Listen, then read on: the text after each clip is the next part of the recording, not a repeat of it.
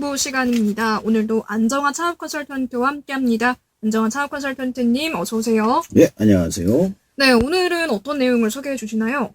자, 오늘은 창업과 환율이라는 주제를 가지고 이야기를 나눠보겠습니다. 환율이 왜 창업자에게 중요한지, 어떤 점들을 주의해야 하는지 자세히 알려드리도록 하겠습니다. 예, 환율에 따라서 물건의 수입 가격이 달라지기도 하고 가게 운영 경제에 큰 영향을 미칠 수밖에 없죠.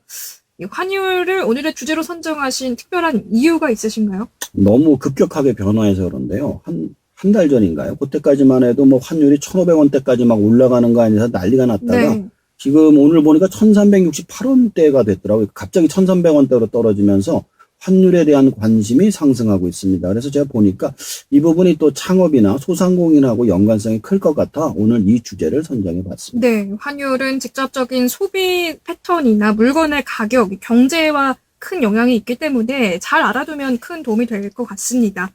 말씀을 해주신 대로 한동안 환율이 치솟았잖아요. 굉장히 고환율 상황을 보였는데 최근에 7개월 만에 가장 낮은 수준으로 또 하락을 했다고 하는데 이렇게 갑자기 환율이 하락세를 타게 된 이유는 어떤 게 있을까요?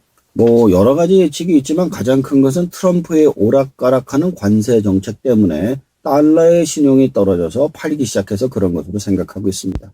최근에는 미국의 신용 등급마저 떨어져서 달러의 신용이 위험해지고 있는 상황입니다. 네. 그렇다면 창업자가 이런 환율에 대해서 귀를 기울이고 있어야 되는 이유, 뭐라고 할 수 있을까요? 자, 환율은 한 나라의 통화가 다른 나라의 통화와 교환되는 비율입니다. 창업자는 원자재를 수입하거나 해외 마케팅을 하거나 나중에 수출까지 고려한다면 환율이 비용과 수익에 직접적인 영향을 주기 때문에 반드시 알고 있어야 되고요. 소상공인의 경우에도 그 대부분의 음식들이 해외에서 수입이 되기 때문에 환율에 영향을 받을 수밖에 없습니다. 네, 어떤 물건이나 음식의 원자재가 보통 해외 수입이 되는 경우가 많기 때문에 이 환율에 따라서 물건의 가격이 달라질 수 있기 때문에 이 환율에 따라서 경제 전략을 좀 다르게 세워보는 게 필요한다는 생각이 듭니다. 그렇다면 창업할 때 이 환율이 가장 직접적인 영향을 주는 부분은 어떤 걸까요? 가장 대표적인 것은 원가 구조입니다. 수입 원자재나 부자재를 사용하는 경우 환율이 오르면 원가가 올라가고 이익이 줄어듭니다. 또 해외 마케팅 비용이나 플랫폼 광고비도 대부분 달러로 책정되어 있기 때문에 환율에 민감할 수밖에 없습니다. 네, 환율이 오른다는 거는 원화가 약세라는 의미고 고환율일 때는 원가가 올라갈 수밖에 없기 때문에 우리나라의 소상공인들, 창업자들은 이익이 좀 줄어들 수밖에 없는 구조군요. 그렇습니다. 그럼 이 환율이 수출 전략에는 어떤 영향을 주나요? 환율이 높아지면 외국인 입장에서는 우리 제품이 싸게 느껴지기 때문에 수출이 유리합니다. 요즘 일본이 굉장히 수출이 많이 되고 관광객이 많이 오잖아요. 그쪽으로. 왜냐하면 엔화가 싸니까. 네. 반대로 원화가 강세일 때 수출 가격 경쟁이 떨어지죠. 그래서 수출을 염두에 둔 창업자는 환율 추세를 꼭 모니터링해야만 합니다. 그럼 이 고환율일 때 수출 관련 창업자는 오히려 유리하다고 볼 수 있겠네요. 그런데 대부분의 경우 수입을 해서 또 수출을 하기 때문에 거의 시간이 지나면 거의 비슷하다고 볼 수 있죠. 당장은 조금 더 낫다 이렇게 볼 수 있는 겁니다. 말씀해주신 이야기를 들으니까 감이 좀 오는 것 같습니다. 환율과 관련된 창업, 무역, 어떤 역사적인 사례가 또 설명해 주실 게 있다고요? 그 프라자 합의라고 혹시 들어본 적 있으신가요? 처음 들어보는데요. 처음 들어보시죠? 이게 환율에 있어서는 굉장히 역사적인 사건인데요. 1985년에 미국이 G5 국가를 데려다가 자기네들이 그러니까 일본, 독일, 프랑스, 영국, 미국이 5개가 모여가지고 그 달러 가치를 절하하기로 합니다. 그러니까 너희들 돈의 가치를 올려버려 이렇게 해버린 거예요. 이로 인해서 일본은 엔화가 급등하면서 결국 부동산 주식 버블이 생기고 잃어버린 30년이라는 장기 불황이 됩니다. 여기서 재밌는 건 나머지 독일, 프랑스, 영국 같은 경우 유럽 연합을 만들어서 유로화로 미국보다 더 큰 경제 공동체를 만들어서 대항을 해서 일본 같은 잃어버린 10년은 겪지 않게 되죠. 네, 환율에 따라서 국가 경제에 이렇게까지 영향을 줄 수 있다 이런 생각이 드는데요. 이 프라자 합의 같은 사례가 창업자에게 주는 교훈은 어떤 건가요? 지금 우리가 생각하기에는 환율이 이렇게 변동을 한다 생각하지만 어느 순간 미국이나 어떤 사건으로 인해 가지고 급격하게 변화할 수 있다는 점을 알아야 한다는 겁니다.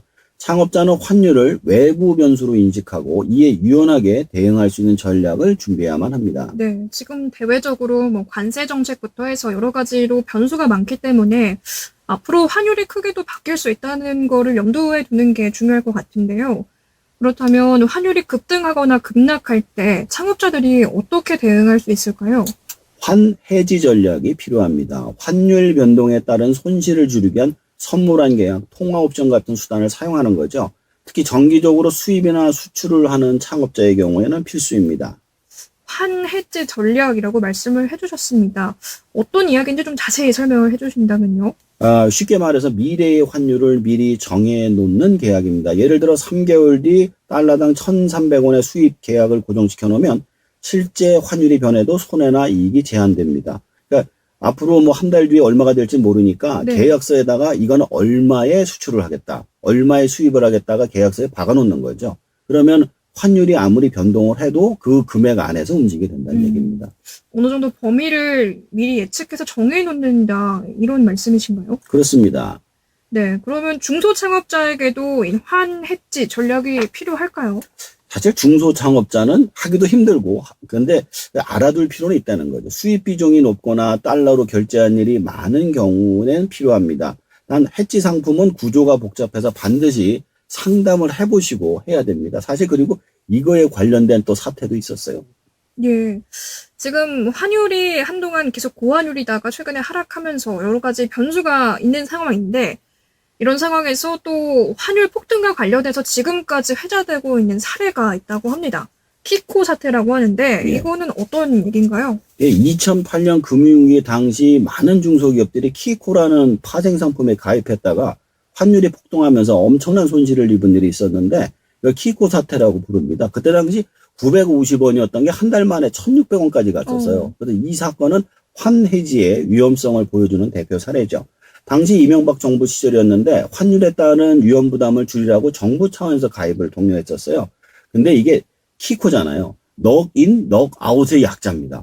그러니까 죽거나 살거나 둘 중에 하나인 거예요. 그러니까 어느 정도 범위까지는 보호해주지만 그 이상이 넘어가면 보호를 안 해줘 버리는 거다 보니까 더 스트레스가 심했던 거죠. 즉 환율이 어느 정도까지 올라가면서 그 수출이나 수입에 문제가 없지만 2008년 금융위기가 터지자 달러가 급등을 하면서 더 큰 손실을 보면서 많은 기업들이 가입을 했다가 더 큰 문제가 발생을 했었습니다. 네. 환율이 이 정도로 큰 범위로 바뀔 거라고 아무도 예측하지 못했기 때문일 텐데요.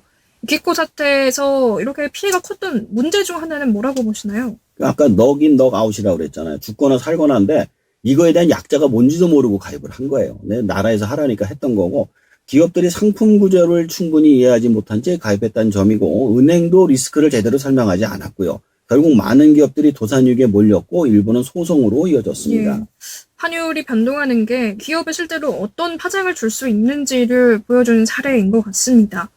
그런데 사실 창업자가 이 환율을 정확하게 예측하는 게 어려울 텐데 앞으로 환율 변동에 따라서 좀 어떻게 대응책을 준비하는 게 좋을까요?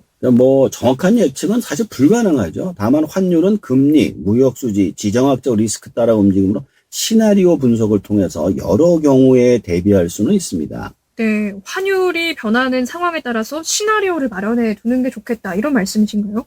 예를 들어 지금 1,300원에서 1,500원대를 왔다 갔다 하잖아요. 그러니까 1,300원일 때, 1,400원일 때, 1,500원일 때 각각 원가와 수익이 어떻게 되는지 시뮬레이션 하는 겁니다. 그래서 수출을 가지고 이 가격대는 안 하는 게 낫다. 그러면 고기 선에서 멈추는 거고 이 선에서는 수입을 안 하는 게 낫다. 그럼 수입을 안 하는 겁니다. 근데 이렇게 변동에 대해 준비를 해놓으면 갑자기 닥치면 아무것도 못하지만 이걸 팔아야 돼 말아야 돼 그런데 시나리오가 일단 있기 때문에 그거에 따라 움직일 수가 있고 또 계약서를 쓸 때도 이 선에서는 어떻게 한다라고 써놓으면 문제가 확실히 줄어들 수가 있는 거죠. 예, 환율이 높을 때는 원가 가격이 높고 물건의 가격도 높아지고 또 우리 소비는 둔해질 수 있기 때문에 이럴 때는 원재료를 뭐 어디서 수입을 할지 어떻게 가격을 책정할지 여러 가지 시나리오를 미리 마련해 두는 게 필요할 것 같습니다.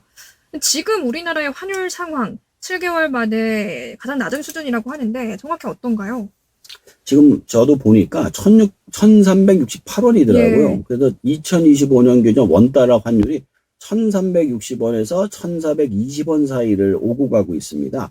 미국의 재정 적자, 무역 불확실성, 글로벌 금리 차이 등으로 달러 약세 흐름이 계속해서 지속되고 있는 겁니다. 네, 지금은 달러의 약세 흐름이 지속되고 있는 상황인데 이런 환율이 정부 정책에도 영향을 미칠 수밖에 없죠. 물론입니다. 중앙은행의 금리 조정, 외환시장 개입, 정부의 무역 정책 등도 환율에 영향을 줍니다.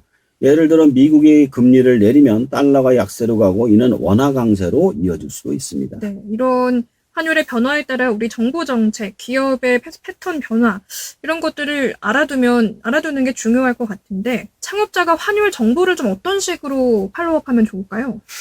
대한무역투자진흥공사 코트라의 사이트에도 나와 있고요. 한국은행, 한국수출입은행 등의 공식 사이트에 보고서를 확인하거나 경제 전문 뉴스, 환율 앱 등을 꾸준히 참고하는 습관이 중요합니다. 네. 일반적인 상황이라면 사실 이걸 보실 필요가 없어요. 하지만 지금처럼 환율이 급등락한 상황이라면 얼마 동안에 있다가 내가 지금 팔고 있는 물건이 가격이 오르겠구나 내리겠구나를 예측할 수 있기 때문입니다. 예. 하다못해 카페라고 하더라도 원두의 가격, 음식이라고 한다면 원자재 가격 같은 경우에도 환율이 영향을 미칠 수밖에 없기 때문에 많은 창업자가 좀 이 환율을 세세하게 알아둘 필요가 있겠다 이런 생각이 듭니다. 맞습니다. 식자재나 원두, 부자재를 수입하는 경우가 많기 때문에 환율이 오르면 원가가 상승합니다. 국내 소비만 해도 환율의 영향에서 완전히 자유로울 수가 없습니다. 그래서 식당만 하더라도 대부분이 수입산의 재료의 가격 변동에 따라서 판매하는 제품의 가격을 예측해서 준비해놔야 합니다. 네, 구체적으로 어떤 식으로 대비를 하면 좋을까요? 예전에 연어 무한 리필집이 엄청 많았었어요. 근데 지금은 다 사라졌어요. 그게 중요한 사례가 될 것 같은데 과거 연어가 노르웨이에서 총 50%를 공급을 하는데 그중에 가장 큰 수입국이 러시아였습니다. 근데 러시아가 크림반도를 침략하면서 판매를 할 수 없게 돼서 싼 가격이 세계 시장에 풀렸죠. 근데 다시 시장이 안정을 찾자 러시아가 수입을 하게 되면서 가격이 급등을 해서 연어 무한 리필집이 사라졌어요. 마찬가지로 돼지고기, 쇠고기도 모두 수입을 하는 상황에서 모든 식당들이 급등락을 하면 피해를 볼 수밖에 없습니다. 어느 정도 환율의 미래를 보고 창업을 해야지 가능한 것입니다. 예. 정말 말씀을 듣고 보니까 한 5, 6년 전에만 해도 연어 무한리필 가게가 굉장히 많았던 것 같습니다. 요즘 왜 안 보이나 했더니 이렇게 환율이 또 영향을 미친 사례군요. 사실 아무리 내수 중심의 창업을 하더라도 원가 등의 환율의 영향을 받을 수밖에 없는데 이 해외 쇼핑몰이나 글로벌 마켓을 목표로 하는 창업자의 경우에는 더 영향이 클 수밖에 없을 것 같습니다. 어떻게 좀 신경을 쓰면 좋을까요? 그렇죠. 더더욱 환율에 민감하게 됩니다. 요즘 온라인 판매하시는 분들은 국내 시장만 판매하시는 분들이 별로 없어요. 대부분 중국이 됐든 동아시아가 됐든 미국이 됐든 해외 판매를 같이 하는 경우가 많거든요. 판매 가격의 설정이나 마케팅 비용, 배송비 모두 환율에 따라 달라지게 됩니다.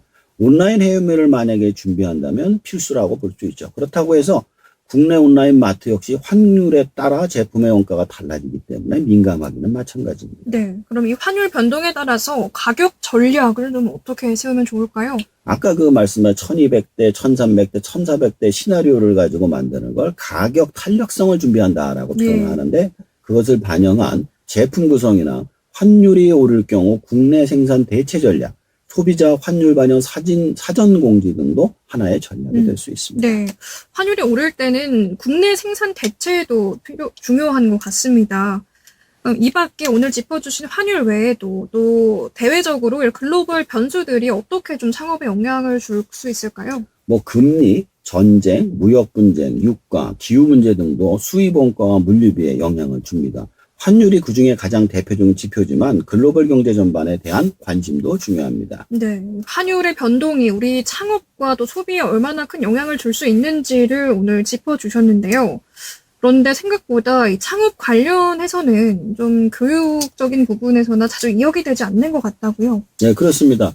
환율이 이렇게 급등락하는 경우가 별로 없어서 그래요. 근데 창업 교육이 대한 마케팅이나 세무에 집중되어 있습니다. 그러나 이제 환율 같은 거시경제 변수도 기본 상식으로 알아야 합니다. 특히 요즘같이 글로벌 경기가 요동치고 있을 때는 수출 수입 업종은 필수 교육 항목이 되어야 한다고 생각을 합니다. 예, 오늘은 환율과 창업이라는 주제로 좀 이야기를 나눠봤는데요. 창업 관련해서, 이 환율 관련해서 창업자에게 전해주시고 싶은 조언 있으실까요?